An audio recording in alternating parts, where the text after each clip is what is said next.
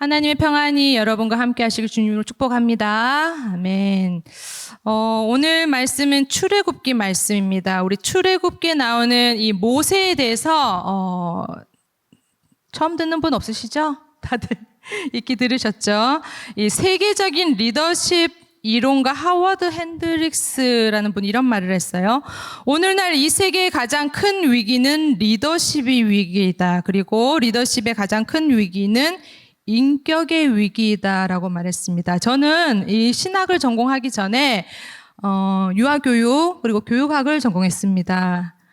유아교육이나 교육학을 우리 또 청년들도 많이 이렇게 공부를 하셨더라고요. 그 이제 전공 과목에서 보면 주로 뭐 여러 가지 교육학에 대한 것도 다루지만 인간의 이해, 발달에 대한 또 발달 심리학에 대한 것들도 많이 다룹니다. 그리고 저는 그 이후에 이제 기독교 교육학으로 PhD를 했습니다. 그러면서 이 교육학, 기독교 교육학, 이 인간을 다루는 학문이잖아요. 우리도 그렇잖아요. 이 교회라는 공동체가 서로 관계를 맺고 살아갑니다. 맞지요? 그러면서 이 리더십을 한마디로 얘기하면 영향력이거든요. 우리 가정에서는 부모, 형제의 영향력을 받듯이 이 교회에서는 서로 형제자매 간, 또 뭐 리더, 순장, 우리 또 뭐 그죠? 간사님, 그런 영향을 받으면서 살아가는데, 저는 이제 청년 시절, 예전에 있었던 교회에서 청년 시절을 좀 오래 보냈습니다. 결혼을 늦게 하다 보니. 저는 한 1년 있다가 시집 가는 줄 알았어요. 친구들이 그렇게 가길래. 근데 저는 그렇게 안 되더라고요. 한 15년, 20년 있었습니다. 그러니까 얼마나 오래 제가 리더를 했겠어요. 저는 1년만 그냥 이렇게 조언이었고 뜻하지 않게. 그리고 간사를, 그때는 이제 리더가 간사인데 간사를 하면 또 이렇게 결혼을 빨리 한다 그러더라고요. 저는 이제 혹 해가지고 뭐 간사하겠습니다 이래가지고 1년 하고 가는 줄 알았어요. 근데 이제 그 교회를 떠날 때까지 안 가더라고요. 그런 일도 있었는데, 그때 하나님의 때가 아니었겠죠. 그러면서 제가 이제 고민을 했던 게, 저의 원래 전공도 그렇고, 이 리더십이 뭔가. 왜냐하면, 저는 뭐, 자이타이 반 이렇게 계속 리더의 자리에 있었어요. 리더의 자리에 있다 보니까 이 세상에서도 그렇지만 교회 안에서 서로 우리가 상처를 주고받잖아요. 리더 자리에 있다 보면 원치 않게 그런 많은 영향력을 주는데 좋은 영향력도 있지만 또 좋지 않은 영향력도 본의 아니게 주게 되더라고요. 이 자리에 계신 우리 순장님, 간사들, 또 우리 선교 팀장님들 어떠세요? 좋은 영향력 끼치기를 원하시죠? 근데 그게 정말 우리가 그냥 되어지는 게 아니라 리더는 어때요? 태어난다라기보다는 만들어지고 훈련되어지다라는 그런 생각을 했습니다. 그러면서 이제 세상적인 리더십은 높은 자리, 힘 있는 자리에 내가 오르려고 하죠. 그런데 성경적인 리더십은 사실 성경에서는 리더십이라는 단어를 잘 사용하지 않죠. 오히려 섬기는 지도자, 서번트 리더십이라고 하죠. 폴 시다는 자신의 저서 섬기는 지도자에서 이렇게 이야기를 했습니다. 예수님은 인간의 형체를 입으신 하나님이셨지만 그 점을 내세워 특권을 누리려 하지 않으셨다. 오히려 구원을 이루시기 위해 자기를 비워 무명자가 되기까지 낮아지셨으며 마침내 십자가에 죽기까지 순종하셨다고 하셨습니다. 그 내용이 마가복음 10장 45절인데요. 우리 함께 읽겠습니다. 시작. 인자가 온 것은 섬김을 받으려 함이 아니라 도리어 섬기하고 자기 목숨을 많은 사람의 대속물로 주려 함이. 예수님의 리더십이 어떻게 보면 가장 성경적인 리더십이잖아요. 그죠? 하나님의 아들이 탁월한 리더십 가지신 예수님은 철저하게 하나님께 순종하는, 섬기는 그런 모습을 보여주셨습니다. 그리고 마지막 순간까지 자신의 뜻이 아니라 아버지의 뜻대로 하셨습니다. 그러므로 우리는 어떻습니까? 우리가 나는 뭐 절대 리더가 안 될 거예요. 그런 사람 없습니다. 그죠? 나이가 들게 되면 자연히 리더가 되어 있습니다. 제가 청년 때를 돌아보니까 맞아. 내가 그때 더 리더로서 준비되고 정말 좋은 영향력을 끼치는 사람이 되었다면 나중에 우리가 장년이 되어서 더 큰 리더십을 발휘할 수 있을 줄로 믿습니다. 우리가 하나님께서는 교사로 부르셨어요. 그죠? 또 리더로 부르시고 또 찬양대로 또 우리 찬양을 섬기는 분들 그리고 전도자로 그리고 결혼을 하면 가정에서도요. 이 부모를 떠나서 두 사람이 독립을 하잖아요. 그러면 이 두 사람이 연합했을 때도 가장이 있습니다. 그죠? 그래서 그 안에서 또 자녀를 낳으면 자녀의 또 리더가 되는 것, 신앙의 교사가. 그래서 우리는 어쨌든지 간에 이렇게, 그리고 직장에서도 마찬가지입니다. 직급이 올라가고, 뭐 군대 가서도 그렇고, 우리는 내가 서 있는 그곳에서 점점점 리더가 될 수밖에 없는데, 그러면 어떻게 우리가 선한 영향력을 미치며 하나님의 뜻대로 성경적인 리더십을 가질 수 있을까? 정말 예수님을 닮은 그 리더는 성경 중에 누가 있을까? 저는 고민을 하다가 오늘 말씀 이 모세를 보게 되었습니다. 여러분, 우리가 믿음의 삶을 살아갈 때에 어떤 전환점이 우리에게 옵니다. 어떨 때는 하나님이 우리를 강하게 부르실 때이죠. 어느 날 내가 예배에 참여했는데 말씀을 듣는 중에, 혹은 묵상 기도나 내가 조용히 기도하는 중에 하나님은 하나님의 일에 동참하라는 우리에게 부르심을 하십니다. 이런 부르심을 다른 말로 소명이라고 하죠. 그죠? 소명.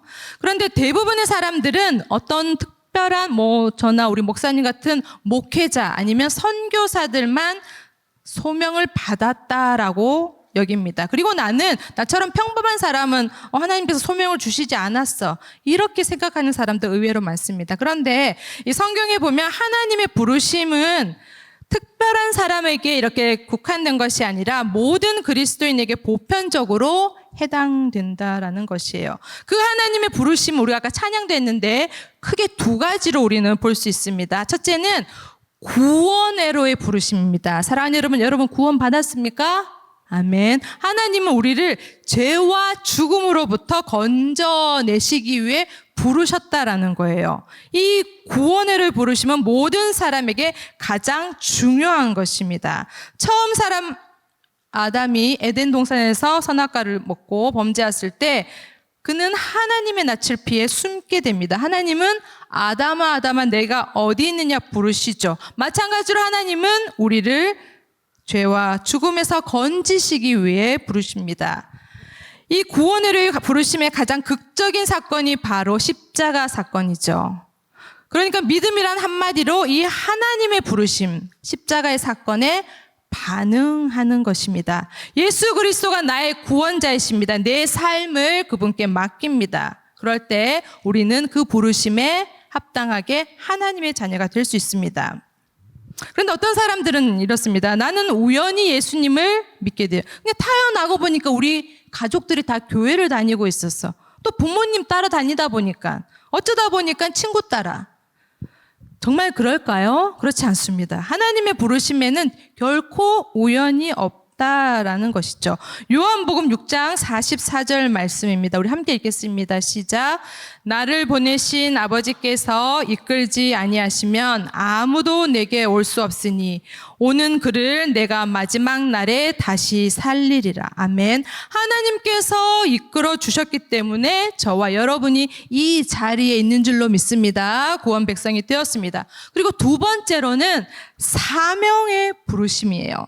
다른 말로 사역으로 부르심인데, 하나님을 믿고 구원을 경험한 구원 백성들은 이제 하나님의 일에 부르심을 받습니다. 그래서 우리가 교회와 또 사회, 또 심지어는 우리 오지, 또 우리 청년들 지금 선교대원들 많이 준비하고 있죠. 지난주까지 또 여러 합심해서 우리 또 바자회도 하고 또 독일 또 양산을 위해서 우리가 계속해서 기도하고 있습니다.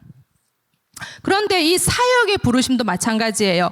과거에는 좁은 의미로 중세 카톨릭에서는 특별히 이 사제들만 하나님께서 부르셨다라고 했습니다. 그래서 엄격하게 구분을 했죠. 그런데 종교개혁자들은 그것이 아니다. 만인 제사장의 원리 모두가 동일하다.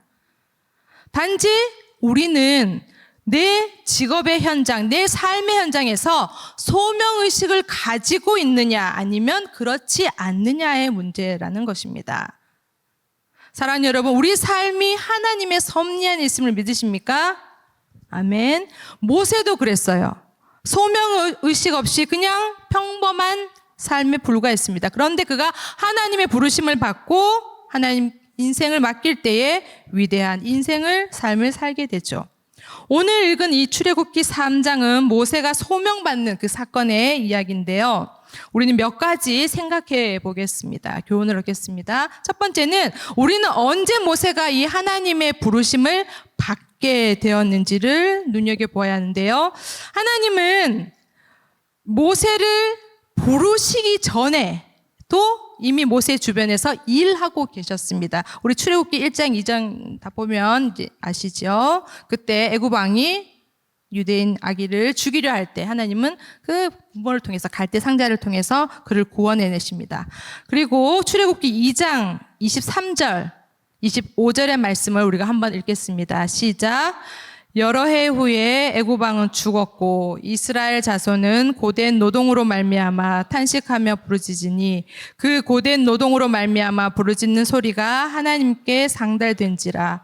하나님이 그들의 고통 소리를 들으시고 하나님이 아브라함과 이삭과 야곱에게 세운 그 언약을 기억하사 하나님이 이스라엘 자손을 돌보셨고 하나님이 이제 하나님이 모세를 부르시게 된 배경이죠. 이스라엘 백성들을 잔인하게 탄압하던 애굽 왕이 죽었습니다.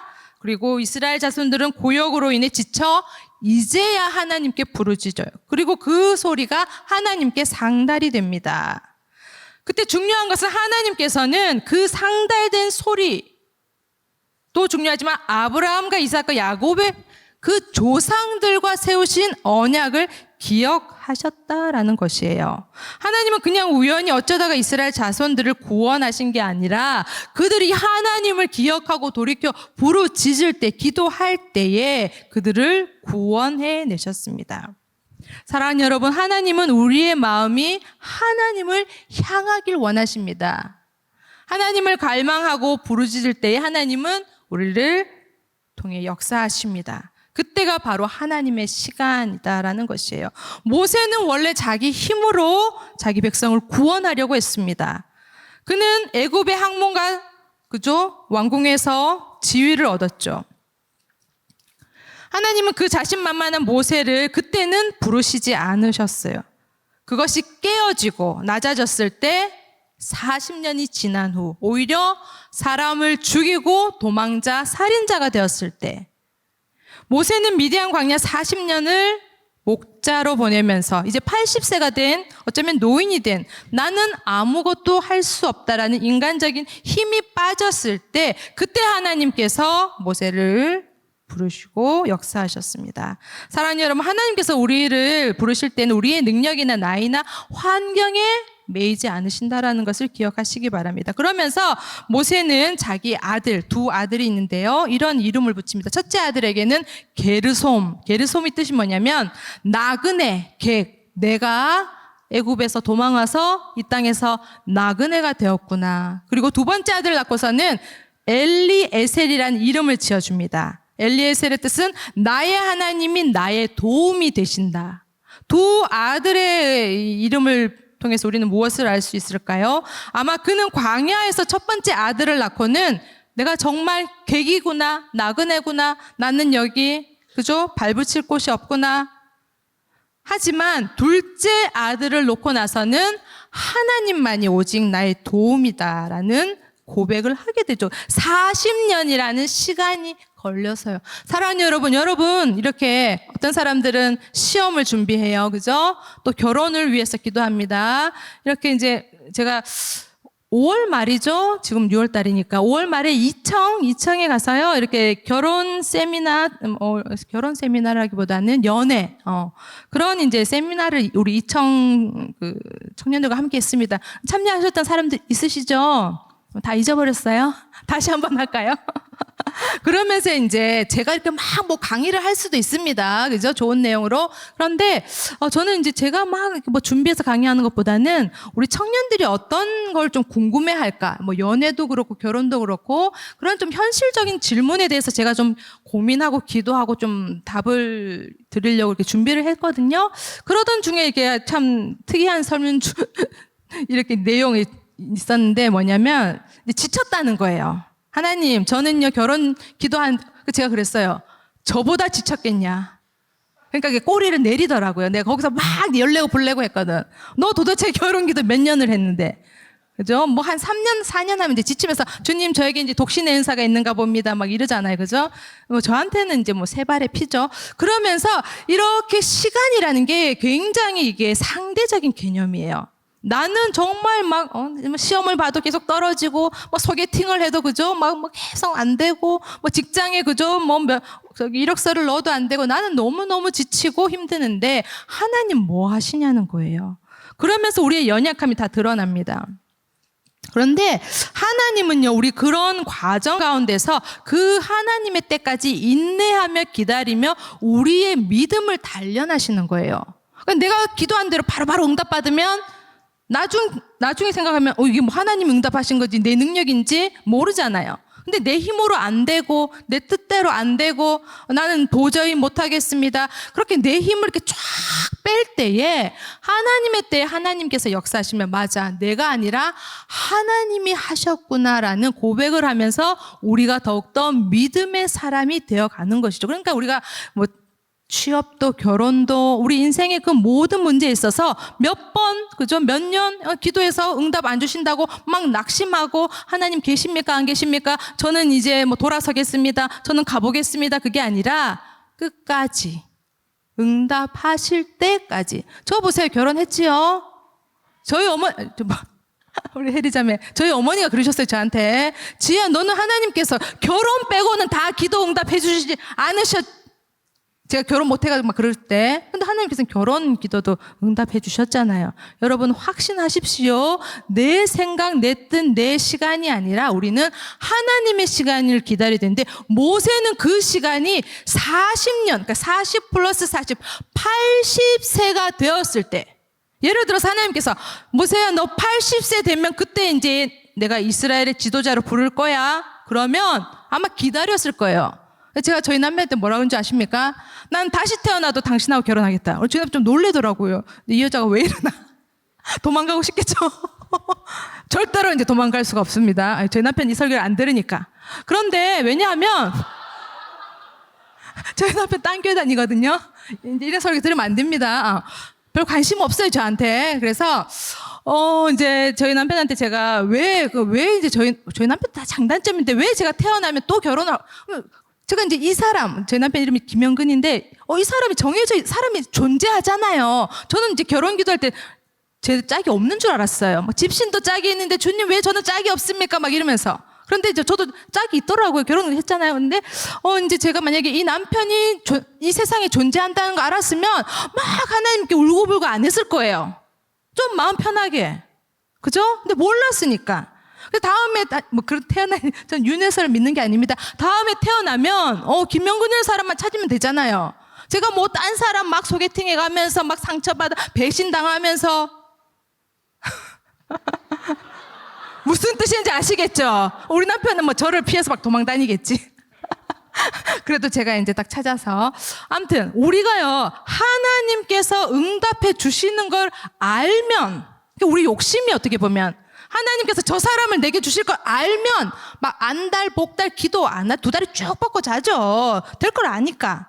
근데 막 모르니까 막 하나님 언제 주십니까? 왜 안 주십니까? 막 난리. 그런데 하나님께서는 80세 된 이제 인간의 힘이 쫙 빠진 그때에 모세를 이스라엘의 리더 지도자로 부르십니다. 아멘. 사랑하는 여러분, 제가 처음에 얘기했듯이 우리가 시간이 지나면 다 어느 장소에든 리더가 돼요. 근데 중요한 것은 내 힘이 들어가 있을 때 내가 뭔가 막 하려고 하면 그때 하나님께서 잘 사용하지 않으신다라는 거예요. 내 힘이 좀 빠지고 맞습니다. 하나님 저를 인도해 주십시오. 하나님 저를 좀 붙잡아 주십시오. 하나님 저는 아무것도 못합니다. 저의 힘이 되어 주십시오. 하나님을 의지할 때 하나님 그 사람을 사용하셔서 하나님의 능력을 나타내실 줄로 믿습니다. 아멘. 자, 오늘 본문 출애굽기 3장 1절을 우리가 함께 읽겠습니다. 3장 1절 시작.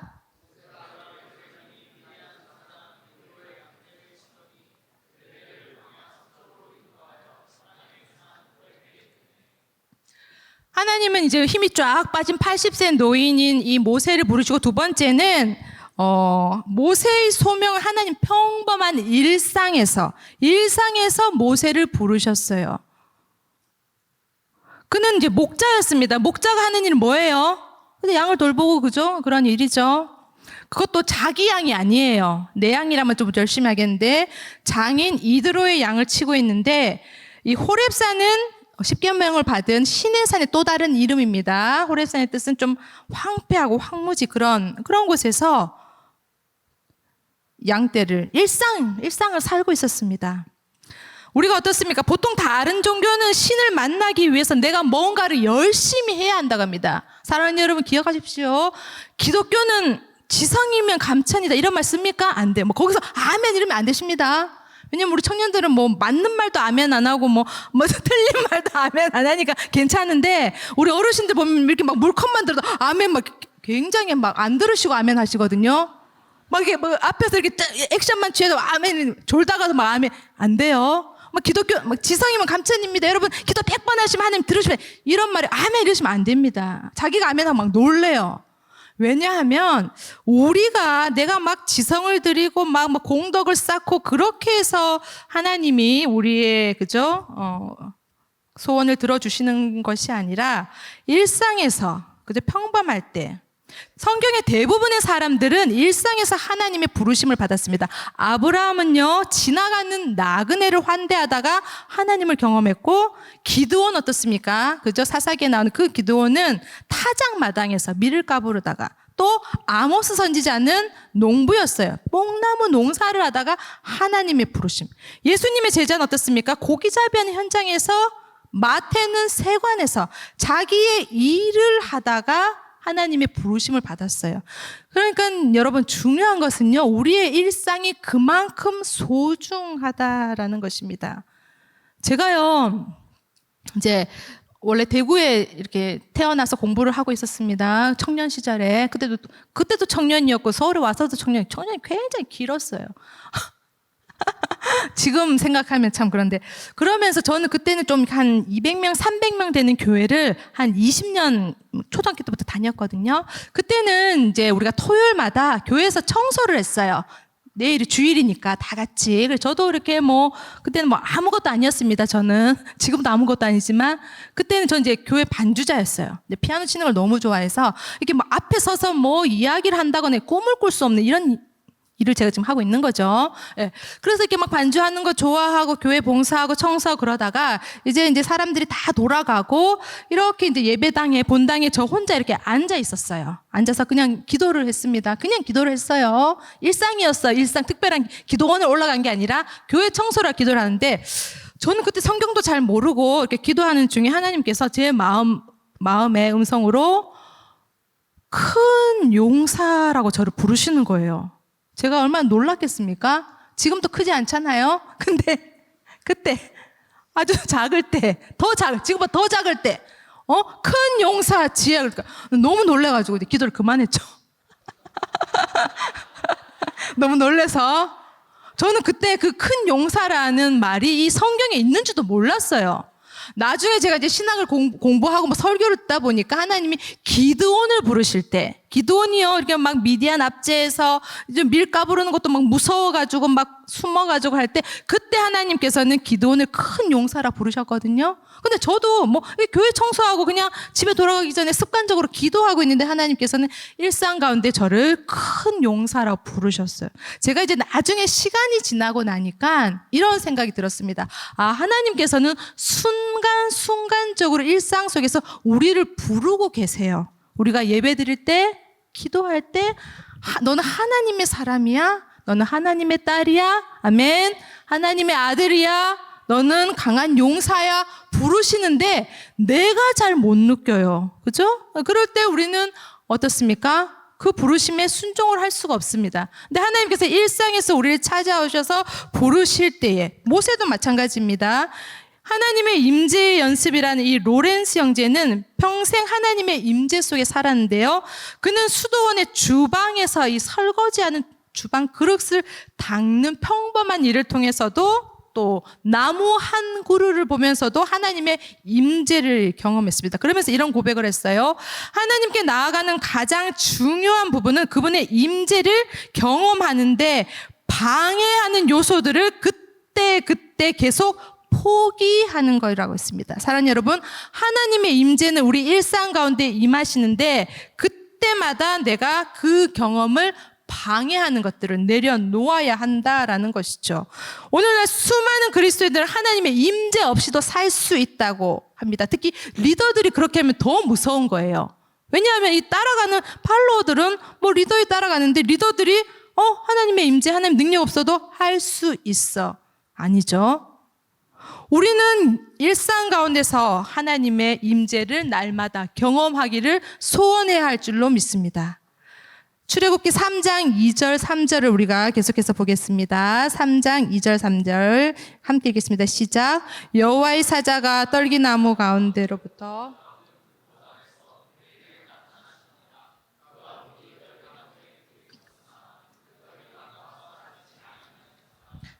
모세가 이르되 내가 돌이켜 가서 이 큰 떨기나무가 어찌하여 타지 않으노. 그러니까 그 일상에서 목자처럼 양떼를 치다가 가다가 보니까 떨기나무가 보이는 거예요. 떨기나무가 신기한 게 아니라 원래 늘 거기 있었던 것이죠. 광야에서 흔히 볼 수 있었는데 중요한 것은 이 불이 붙으면 어때요? 나무에 불이 붙으면 나무가 이제 없어져서 재가 돼야 되잖아요. 맞죠? 불이 붙으니까 불 타면 없어져야 되는데 계속 그 나무가 불 탄 채로 있다는 신기해서 그것을 주목하게 되었어요. 모세는요 다시 돌아가서 그 떨기나무, 불 타고 있는 떨기나무를 주목하면서 무슨 생각을 했을까요? 나는 이제 이 이방인 땅에서 객이 되어서 그리고 나이도 80세 늙어서 아무것도 할 수 없는 그냥 양치는 목자 그런 사람인데 어쩌면 나는 그런 시간 40년을 광야에 보내면서 깊은 고독과 열등감에 오히려 사로잡아 있을 때 그때 하나님께서는 모세야 모세야 이름을 불러주신다는 거예요. 사랑하는 여러분, 하나님께서 우리의 이름을 불러주실 때 우리는요 우리의 정체성을 발견하게 됩니다.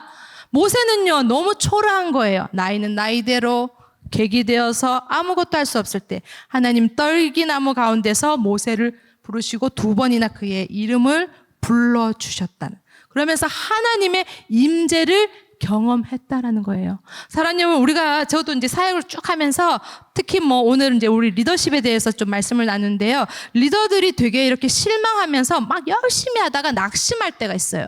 여러분도 마찬가지입니다. 가정에서 우리 이제 결혼하신 형제 자매들도 있지요. 신혼생활이 좋습니까? 얼굴이 되게 피곤해 보여요. 전도사님 다 아시죠? 그런 얼굴인데요. 결혼할 때는 좋죠. 근데 살다 보면 또 그죠? 쉽지 않습니다.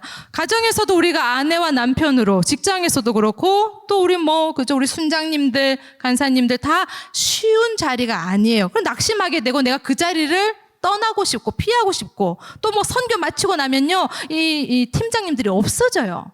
자동으로 잠수가 들어가는 거예요. 그러다가 한참 있다가 또 이제 또 나타나기도 하고 그만큼 그 무게가 있다라는 거예요. 부담이 있다라는 거예요. 그런데 저도 이제 제가 1년 빼고는 계속 간사를 했다 그랬잖아요. 나중에는 평신도 이렇게 진장으로 교육자라는데 어떻게 보면 하나님 앞에서 별로 이렇게 잠수를 탄다거나 쉬지를 않았어요. 그러면서 저는 왜 잠수를 안 탈까 이렇게 제 스스로 한번 생각을 해봤어요. 여러분 어때요? 잠수 타고 싶으세요? 그런데 이게 리더의 자리가 부담이 이게 아멘 하려는 이 사람들이 지금 보이고 있어. 웃고 있어. 전도사님 저 조금 있으면 잠수 들어갈 건데 이런 얼굴이야. 무거우니까 그럴 거죠. 그런데 저가 이제 왜 나는 이 리더의 자리에서 그 무게가 굉장했는데 왜 피하지 않고 계속해서 그 자리에 있었을, 물론 하나님의 은혜죠. 그런데 2번째는 계속해서 그 하나님의 임재를 제가 계속 이제 찾았다라는 거예요. 하나님이 나와 함께 하시고 하나님이 나에게 말씀하시고 하나님이 나를 붙들고 계시고 그렇기 때문에 그 자리를 결코 떠날 수가 없었어요. 그래서 제 발로 이제 신학대학원까지 들어갑니다. 그 자리에 계속 있다가 보니까 하나님의 임재가 너무 커서, 그죠? 영혼들을 살리려고. 마찬가지로 하나님께서는 떨기나무 가운데서 지쳐있는 낙심한 모세를 내가 여기 있다라, 너와 함께 한다라는 것이죠. 전혀 상상하지도 못한 그 상황, 그 장소, 그 시간에서 사랑하는 여러분, 하나님의 임재는 내가 계획하지 못한 바로 그때에 임하신다라는 거예요. 그래서 우리가 늘 하나님의 임재, 하나님이 나와 함께 하심을 갈망하며 예배의 자리에, 기도의 자리에, 말씀의 자리에 함께 하시기를 주님으로 축복합니다. 바로 그때 하나님 나를 만나주시고 리더로서 살아갈 수 있는 힘을 계속적으로 공급해 주신다라는 것이에요. 자, 세 번째로는 우리가 하나님의 음성을 이제 듣고 부르심을 받았잖아요. 모세처럼. 그때 또 우리가 해야 할 일이 있습니다. 4절과 5절 함께 읽겠습니다. 3장 4절과 5절. 시작. 여호와께서 그가 보려고 돌이켜 온 것을 보신지라 하나님이 떨기나무 가운데서 그를 불러 이르시되 모세야 모세야 하시매 그가 이르되 내가 여기 있나이다. 하나님이 이르시되 이리로 가까이 오지 말라. 내가 선 곳은 거룩한 땅이니 내 발에서 신을 벗으라. 아멘. 하나님께서 이제 이 모세가 돌이켜서 이 떨기나무가 그저 타지 않는 이 광경을 보려고 다시 돌아왔을 때 어떻습니까? 하나님께서는 그에게 신을 벗으라. 여러분 지금 신 벗고 계시죠? 더우니까. 아니십니까? 신고 계십니까? 당시 사회적으로 보면 노예들은 신발이 없었어요. 그죠? 그렇기 때문에 이 신발을 벗는다라는 뜻은 내 주장, 내 권리를 좀 내려놓고 이제 나는 노예입니다. 나는 종입니다. 라는 뜻이에요. 마치 노예가 주인 앞에 서듯이 하나님의 거룩함 앞에 이제 너는 신을 벗어. 하나님께서 모세를 다시 부르셨잖아요. 그죠? 내가 이제 너에게 나타나서 너에게 사명을 줄 건데 이제 내가 해야 할 것은 신을 벗는 것. 종이 되는 것. 하나님만 주인으로 삼고 그분께 순종해야 한다라는 것이에요. 제사장들도 그랬습니다. 성전에 들어가기 위해 신을 벗어 내 발에 신을 벗으라는 말씀은 하나님의 거룩을 이루기 위해서 이제 하나님의 종으로 살아야 한다. 모세는 하나님과의 만남을 통해서 이제 40년간이라는 이 방황을 끝내고 하나님의 손에 붙들린 그 종으로 다시 태어납니다. 사랑하는 여러분, 하나님의 종이 된다는 것은 세상의 종처럼 굴욕적이고 불편한 비참한 신세가 아니라 그분의 아들, 그분의 소유가 된다는 거예요. 아멘.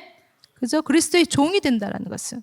하나님이 내 인생의 주인이 되시면 우리는 그 하나님의 부요함을 누리게 됩니다. 아멘. 내가 하나님의 그 부요함 속에 들어가지 못하기 때문에 아무리 많은 것을 가져도 늘 공허해요. 우리 자매들 어떻습니까?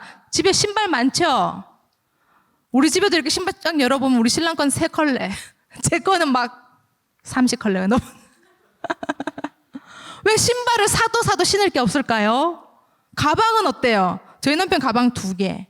저는 말 안 하겠습니다. 많아요. 이렇게 늘 공허합니다. 그죠? 회개해야 되겠죠? 자꾸 사도 더 사고 싶은.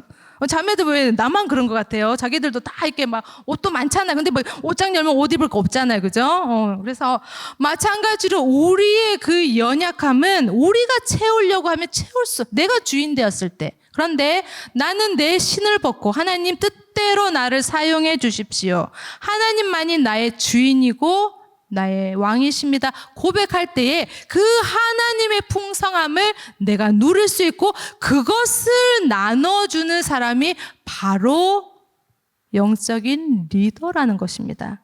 이제 모세의 사명 어떻습니까? 그 이스라엘 백성들을 그저 출애굽해야 되는 그 민족의 그 사명을 놓고 하나님께서 가장 요구하시는 것은 너는 너의 힘을 빼고 하나님의 임재를 늘 경험하며 내 발에 신을 벗으라. 내 힘을 빼라.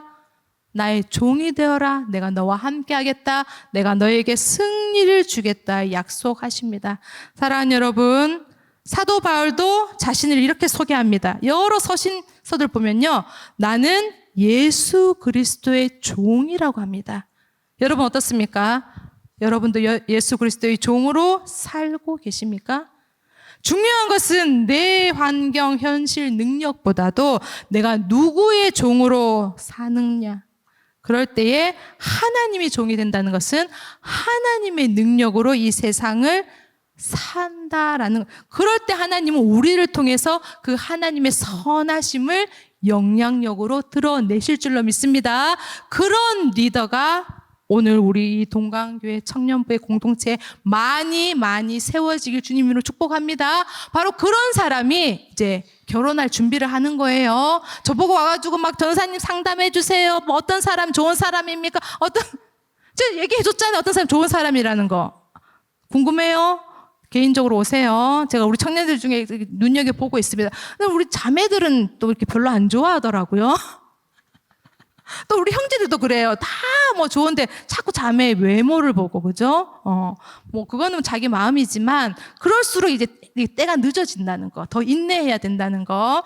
자, 그러면서 우리가 이제는요, 내가 원하든 원치 않든 하나님은 우리를 공동체의 리더로, 또 한 가정의, 또 직장에서도 정말 우리 그리스도인들이 어떻습니까? 이 세상 가운데서 우리가 진리의 빛을 비추고, 그죠? 영향력 있게 살고 싶어요. 우리 교회가 그런 사명을 가졌습니다. 그런데 힘을 잃고 있어요. 왜 그럴까요?